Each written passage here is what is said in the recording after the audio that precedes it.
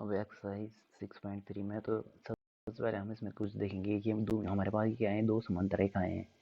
एक समांतर रेखा ये है, एक समांतर रेखा ये है, और इनको एक तिर्यक रेखा काट रही है दोनों को। तो इसमें कुछ हम क्या देखेंगे, कोणों के बारे में सीखेंगे थोड़ा। तो सबसे पहले हमने क्या दे दिया, कोण को नाम दे दिया 1 2 3 4। इन्हें हमने नाम दिया 1 2 3 4। रुको जरा, क्या से दिया हमने, एक इसे मान लिया, 2 इसे मान लिया, 3 इसे मान लिया, 4 इसे मान लिया, फिर 5 इसे माना, और छठवां कोण ये है, और 7वां ये है, और 8वां ये है। तो इसमें सबसे पहले हम एक सीखेंगे शीर्षभिमुख कोण। तो शीर्षभिमुख कोण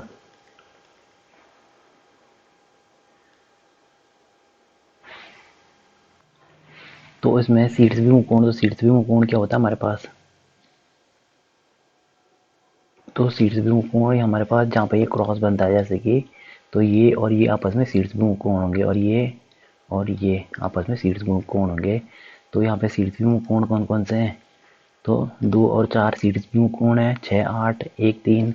तो शीर्षभिमुख कोण कौन कौन से हो गए, तो सबसे पहले एंगल 1 और बराबर एंगल 3, ये भी आपस में बराबर होंगे। तो कौन सा फॉर्म किस आधार पर होंगे, क्योंकि ये शीर्षभिमुख कोण है। और एंगल 2 और एंगल 4, एंगल 2 और एंगल 4, और फिर है एंगल 5 और एंगल 7, कोण 7, और फिर है एंगल 6 और बराबर है एंगल 8। ही किसके बराबर होगा, एंगल 8 के, क्योंकि ये शीर्षभिमुख कोण है।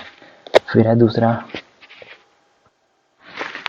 फिर हमारे पास दूसरा संगत कोण। तो संगत कोण क्या होते हैं, तो इसमें संगत कोण जहाँ पे क्या बनेगा हमारा, एंगल 1 और 5। तो संगत कोण ये एंगल 1 ये है ना यूं, तो ये भी वही होगा, और जो ये भी यही होगा। तो एंगल 1 और 5 संगत कोण है।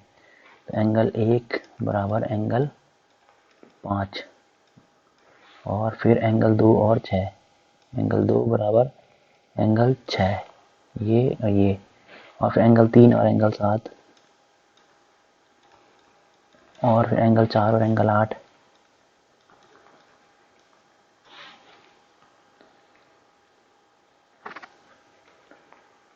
एंगल 8। तो ये क्या आपस में बराबर है। अब है दूसरा, एक होता है एकांतर कोण। अब एकांतर कोण, तो एकांतर कोण कौन कौन से इसमें, एकांतर कोण होते हैं जहाँ पे जैसे कि जेड बनेगा, तो ये और ये कोण आपस में बराबर होंगे। तो कौन सा है, एकांतर कोण हो गए। जैसे कि हमारे पास कहाँ पे हो रहे हैं, ये हो गया ये, और ये आया, और फिर ये, तो यानी कि 3 और 5। तो एंगल 3 बराबर एंगल 5, ये क्या है, एकांतर कोण है। और फिर ये एंगल 4 और एंगल 6, फिर है हमारा, फिर एंगल 4 और एंगल 6 हो गया। तो एकांतर कोण में भी दो प्रकार के होते हैं, एक होता है बाह्य एकांतर और एक होता है अंतः एकांतर। तो सबसे पहले हम पढ़ेंगे, तो देखो इसमें एकांतर बाह्य कोण। तो एकांतर बाह्य कोण यानी कि जो बाहर बाहर से होंगे। तो 1 और 7 बन रहा है ना, ये जेड 1 और 7। तो ये देखो, ये हुआ, ये आया, और ये, तो ये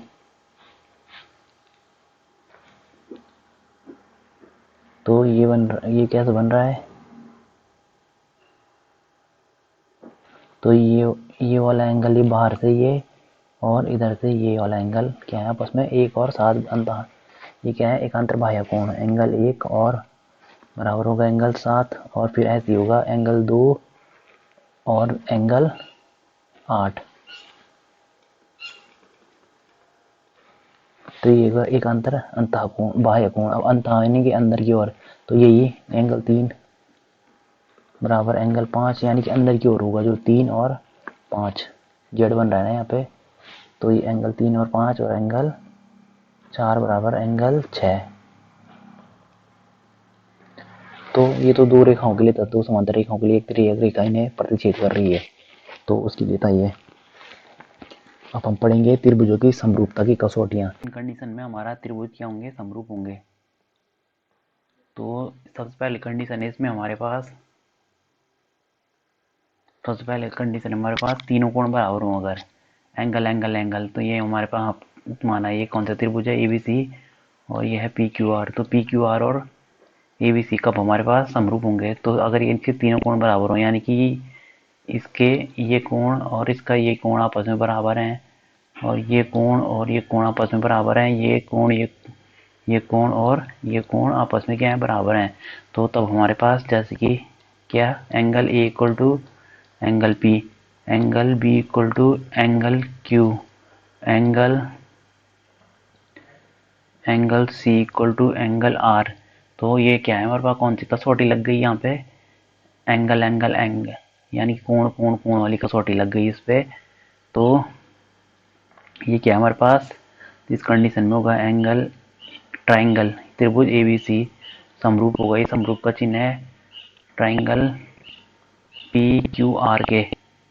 तो ये कौन सी कंडीशन लगी हमारे पास, एंगल एंगल एंगल, ये वाली कंडीशन। अब हमारे पास अगर हमारे पास सिर्फ दो कोण भी बराबर हो तो भी त्रिभुज समरूप होंगे। तो जैसे कि हमारे पास इसे माना 30 मान लिया और इसे 60 मान लिया, इसे 60 मान लिया और ये भी 30 मान लिया, तो ये अब देखो त्रिभुज के तीनों कोणों का योग कितना होता है, 180।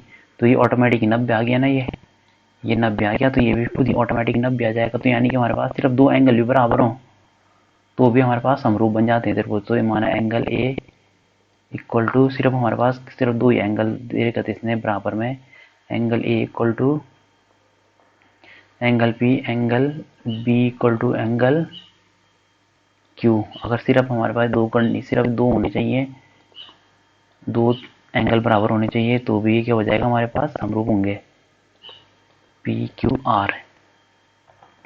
तो ये कौन सी कसौटी लगी हमारी, एंगल एंगल वाली कसौटी लग गई इस पे। अब है सेकंड, अब हमारे पास है साइड एंगल साइड, तो यानी कि भुजा कोण भुजा। जैसे हमारे पास त्रिभुज है ए बी सी, ये त्रिभुज है पी क्यू आर। अभी त्रिभुज किस कंडीशन में समरूप होंगे, ये बोला है साइड एंगल साइड। तो साइड यानी कि भुजा, तो दो भुज एंगल, सबसे पहले हमारे पास एंगल, एंगल कौन सा, ये एंगल और ये एंगल, तो ये दोनों एंगल क्या हमारे पास बराबर है, angle A equal to angle P.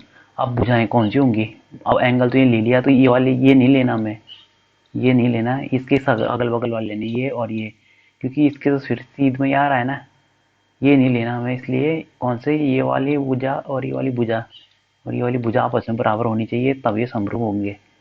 तो हमारे पास बराबर बराबर नहीं, मतलब एक रेशियो में होंगे, ये दोनों का रेशियो समान होगा, इसका और इसका रेशियो और इसका रेशियो आपस में समान होना चाहिए। तो और यहाँ पे तो आप क्या होगा, एंगल और भुजा ए बी बटे भुजा पी क्यू बराबर होगा हमारा भुजा, ये किसका था, ये भुजा ए बी और अपॉन भुजा पी क्यू बराबर होगा भुजा ए सी अपॉन भुजा पी आर। तो इस कंडीशन में हमारे पास ये त्रिभुज क्या हो जाएंगे, समरूप हो जाएंगे। जैसे कि हमारे पास ये वाली भुजा कितनी है, हमारे पास ये वाली भुजा है हमारे पास एक, और ये दो होनी चाहिए, ये तीन है तो ये 6 होनी चाहिए। तो कैसे, अब जब जैसे कि हमारे पास एक है, ये भी हमारे पास एक है, पी क्यू कितना हमारे पास दो, ये कितना, एक रेशियो दो है, और फिर हमारे पास ए सी कितना है हमारे पास तीन, और ये कितना है पी आर है हमारे पास 6। तो ये हो गया 1/2 और ये भी हो गया 1/2, यानी कि आ रहा है ना ये बराबर, यानी कि ये वाला रेशियो और ये इन दोनों का रेशियो बराबर आ रहा है। तो इस कंडीशन में हमारे पास क्या है, इस कंडीशन में हमारे पास कौन से, तो इस कंडीशन में ये हो गया हमारे पास ट्राइंगल ए बी सी समरूप होगा ट्राइंगल पी क्यू आर के। तो कौन सी कंडीशन लग रही है यहाँ पे, S A S side angle side वाली, यानी कि भुजा कोण भुजा वाली प्रॉपर्टी लग रही है, साइड एंगल साइड वाली कसौटी लग रही है, तो इस कंडीशन में क्या हो गया, समरूप हो गए ये दोनों त्रिभुज। अब नेक्स्ट,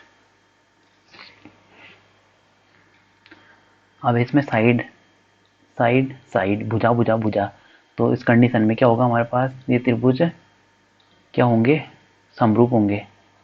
कौन, पी क्यू आर और ये वाले त्रिभुज आपस में समरूप होंगे जब जब ए बी का, जैसे कि हमने ले लिया ए बी का रेशियो किसके साथ, इसका रेशियो इसके साथ, फिर इसका रेशियो इसके साथ, और फिर इसका रेशियो इसके साथ लेंगे। तो जैसे कि हमने ले लिया A B upon P Q बराबर ले लिया हमने, फिर ले लिया हमने A C upon P R बराबर ले लिया हमने, अब कौन बचा, B C upon Q are.